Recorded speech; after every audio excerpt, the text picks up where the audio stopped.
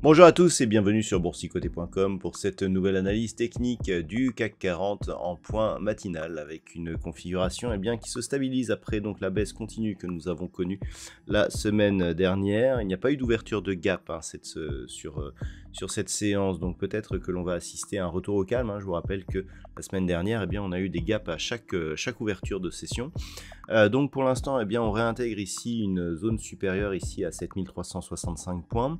Pour l'instant, c'est la stabilisation malgré des nouvelles mauvaises nouvelles venues de Chine et du Japon. Les cours ici se stabilisent. Au niveau des indicateurs techniques, nous sommes sur une configuration qui semble vouloir impulser un rebond, tout du moins au niveau des histogrammes du MACD.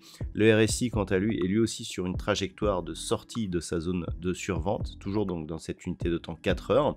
Puis au niveau des volumes, on avait vu la semaine dernière qu'il y avait eu une hausse graduelle des volumes au fur et à mesure que l'on descendait, ce qui traduisait une certaine conviction par rapport justement à cette phase de baisse. Donc il va falloir être vigilant au niveau du palmarès des valeurs. Alors au moment où je vous parle, le CAC 40 regagne 0,49%.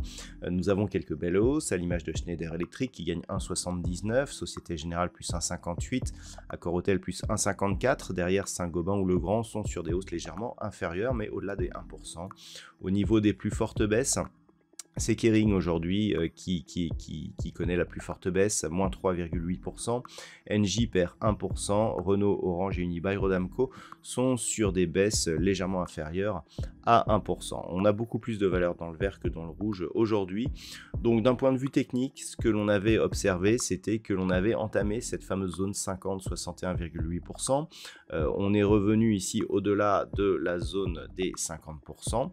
Donc au niveau de cette zone ici des 7365 points, le retracement à 50% étant lui proche des 7362.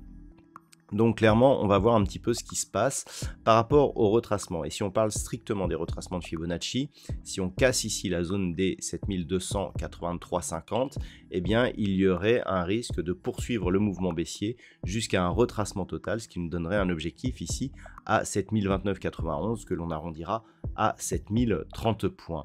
Pour repasser dans un flux haussier, il faudrait au minimum repasser au-delà des 7440 points. C'est au-delà de cette zone que l'on commencerait ici à pouvoir revenir sur des niveaux, je dirais, d'affaiblissement de cette dynamique baissière, sachant que sur le rebond ici, si ce rebond éventuellement se présentait, il y aurait un premier contact sur la moyenne mobile 20 exponentielle, mais que c'est surtout au-delà ici de cette zone des 7530 points et donc sur un comblement partiel ou total de ce gap que l'on aurait les signaux les plus forts. Ce qui veut dire que tant que l'on est en dessous de cette zone, même s'il y avait rebond, on resterait dans un fond de tendance qui serait orienté à la baisse. Donc les niveaux à surveiller pour aujourd'hui. 7360 qui sera assez anecdotique. Si on poursuivait ici, on aurait 7310 et 7283,50. À la hausse, 7470 points et surtout éventuellement la zone ici 7532, 7570 points.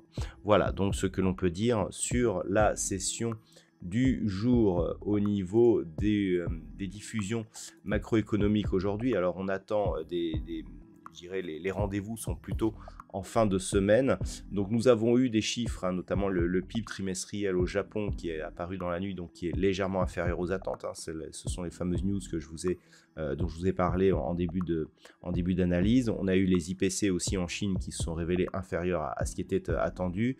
Donc pas de statistiques majeures, que ce soit en Europe ce matin ou aux États-Unis cet après-midi. Ce pourrait être donc une séance relativement calme. Je vous souhaite donc une bonne journée. On se retrouve dès ce soir pour toutes les autres analyses techniques du site boursicoté.com.